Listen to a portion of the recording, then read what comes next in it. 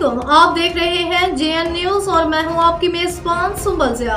Bulletin का बाकायदा आगाज करते हैं और शामिल करते हैं अब तक की अहम तरीन खबर शामिल करते हैं। बहावलपुर से हमारे ब्यूरो चीफ मजीद आबिद की रिपोर्ट के मुताबिक बहावलपुर आईजी पंजाब के विजन के मुताबिक पुलिस लाइंस बहावलपुर में डिस्ट्रिक्ट पुलिस ऑफिस पुलिस की भर्ती के हवाले से तीसरे मरहले में तहरीरी इम्तिहान का अमल जारी।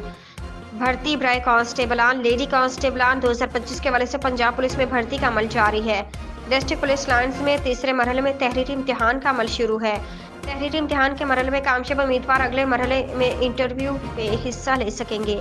तमाम मराहल पुलिस ऑफिसरान पर मुश्तमिल बोर्ड की ज़ेर निगरानी जारी है। ऑफिसरान में chairman recruitment board captain retired Mohammad Suhail Chaudhry RP Multan, DP Bahawalpur Asad Sarfaraz Khan, Bilal Mahmood Silhari AIG information technology CPA Lahore व दीगर अफसरान शामिल है। भर्ती के तमाम मराहल मेरिट पर मुकम्मल किए जाएंगे। किसी के साथ नाइंसाफ़ी नहीं होगी। भर्ती होने के लिए किसी सिफारिश की ज़रूरत नहीं, आपकी काबिलियत ही आपकी सिफारिश है। भर्ती होने के लिए किसी किस्म की सिफारिश या रिश्वत की ज़रूरत नहीं। अगर आपको किसी भी शख्स ने भर्ती करवाने के लिए बदनवानी की है तो ऐसे अनासर की फौरी तौर पर हमें निशानदही करें। ऐसे अफराद के खिलाफ सख्त एक्शन लिया जाएगा। भर्ती के अमल को शफाफ बनाने के लिए सीसीटीवी कैमरा जात और वीडियो कैमरे जात से तहरीरी इम्तिहान के हर पहलू से रिकॉर्डिंग की गई।